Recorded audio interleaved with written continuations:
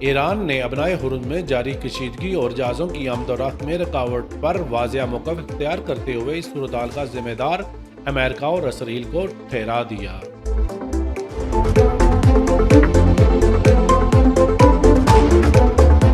بسم اللہ الرحمن الرحیم۔ السلام علیکم ناظرین، آپ دیکھ رہے ہیں RIM ڈیجیٹل۔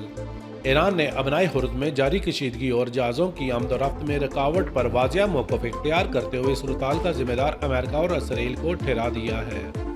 ایرانی وزیر خارجہ عباس اراغچی نے اپنے بیان میں کہا ہے کہ ابنائے ہرمز میں جہازوں کی آمد و رفت میں جو رکاوٹیں پیدا ہو رہی ہیں وہ دراصل اس تنازع کا نتیجہ ہے جس کا آغاز امریکہ اور اسرائیل نے کیا۔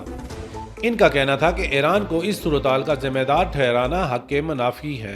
عباس اراغچی نے امریکہ اور اسرائیل کو دو ٹوک پیغام دیتے ہوئے کہا ہے کہ ایران کسی بھی قسم کی دھمکیوں سے مرعوب نہیں ہوگا اور اپنے مفادات کے تحفظ کے لیے ہر ممکن اقدام اٹھائے گا۔